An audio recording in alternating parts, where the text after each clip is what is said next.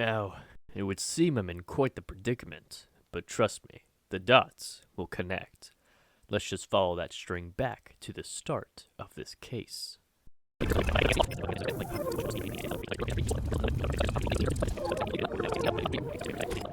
Charlotte Heights, January 4th, 1979. It was just another cold winter's morning in this sleepless city. I was doing my usual side hustle, finding property in my own delicate way. When cash gets tight, I have to find less sanctioned means of getting by. But it seems my luck was turning around this day, or so I thought. 3:33 a.m. Radio chatter told me all I needed to know. A body had been reported. Someone out there was more desperate than myself. Typical. We're all just crabs in a barrel trying to get to the fields. A perfect retirement, if you believe in it. But most will just be pulled back into the barrel by the others. And it was my time to search that barrel for a particularly crabby individual. By the time I made it outside, the fuzz had already mobilized. They usually don't approve of my means, so it's best that I stay out of their way for this investigation. But I got my own way of getting around jurisdictions. And just like that, we're in. Nothing like a little holy shit. That's a lot of blood. Okay, well, this is interesting. Strange pentagram on the floor. C.H. paid. Let's see. Callie Hubbard, age 47, female. Well, that explains the initials on the wall. Looks to have been shot by something low caliber. Blood isn't fully dry, so must have been within the past hour. Now there's something. Whose prints are these? Seems someone had been following our victim lately. Recent receipts are from the local diner. There's a Lazarus here, but no prints from our mysterious AF. An unknown number called before the murder. I had everything I needed. It was time to chase down some leads. First, I asked some of the neighbors. They all reported seeing the same thing. An angry stranger of large build at the Hubbard residence sometime around 3:30 this morning. I decided to track down Miss Hubbard's place of work. She was a shopkeeper at the local reliable tool company. Perhaps one of her co-workers weren't happy about how she did her job. I had seen it before, but this was not the case. None of the workers matched the build or the prints, a cold path for such a hot room. Avoiding detection, I left to return to the Rose building. Perhaps one of the neighbors wasn't giving me all the information. I had 3 new suspects, but after 1, 2, 3 prints scanned, I was running out of leads. Most detectives get more confident the smaller their suspect list gets, but I couldn't help but feel I was getting nowhere fast. It was time to follow the receipts and head to the local diner, Picket Heights. Maybe Miss Hubbard wasn't paying her tab. That would be the case if any of the employees matched the prints.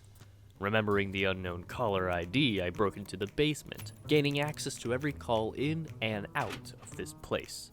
All I needed to do now was to... Wait, unknown location? It can say that? I had exhausted all my leads. The neighbors, her workplace, the receipts, the phone, all were dead ends. This case was growing staler than that cracker I dropped behind my oven last year. Perhaps I had missed something at the apartment. Wait, that's it. The cameras. I can't believe I didn't think about it. All I need to do now is gain access to the apartment cruncher. Easy. Just gotta take care of one minor detail and done. Now to fuck! I logged out. No matter. I got this. Just need this and let's try again. Crud. The guard. If I take him out quick enough. And that's when the officer pulled the gun on me. The initial shot wasn't fatal, but it was enough to alert the residents. And like rats to cheese, they were all over me fast. That wound ate my time, and this case was about to freeze over if I didn't find the heater soon. They say an insane person tries the same action and expects a different outcome. Well, call me insane because I need those photos. He'll be fine. Probably. But that's not the point, for I'd gotten the photo. Here was a clear facial ID of someone leaving the scene. But who the hell is this?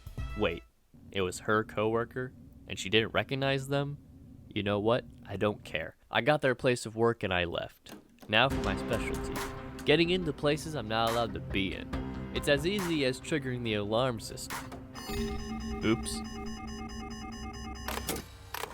Ah, that's better. Now for the documents.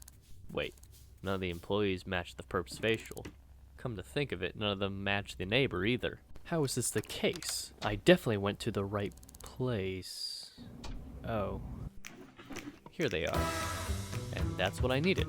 It seems our mystery prints belong to one Jackson Burns.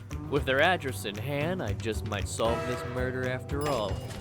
I just need the murder weapon.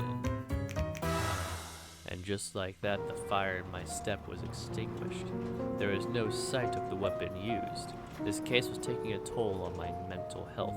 I needed a break. I decided to return to my favorite place of rest, the Indigo Hare. I got my usual, coffee and a donut, but I hadn't eaten since the case started, so I added a burger to my order. Not really a big deal, just means more items to take to the dumpsters. Wait, that's it, the dumpsters. Mr. Burns could have easily disposed of the evidence while leaving the scene of the crime, so I searched every dumpster between his apartment and the Rose Building. Then the ones on a less direct route. Then the whole city. Either trash day had come early or his gun was not here. I spent the last 2 days chasing lead after lead after lead with so little to show for it. You know, they say a person who does the same thing over and over again is insane. So call me insane, I'm gonna get that gun from him. It wasn't on his person, but it could be in the building. Back and forth, room by room, under beds, in drawers, locked up, in the toilet. I had to find it. I had to...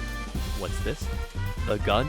Holy crap, I found it. That's it. That's the last thing I needed. It looks like it was Mr. Burns in the Rose Building with the lucky 7. Seems Lady Luck was having a good laugh with that one. Nonetheless, that was the case. I honestly had no idea why the murder took place, but they don't ask me to look for a motive. Just to go with the law, can't see the dirty trails. I felt I earned myself a little rest at the Indigo Hare. Heck, I might even get myself... Oh, it was just a dream. You know, maybe I should become a detective.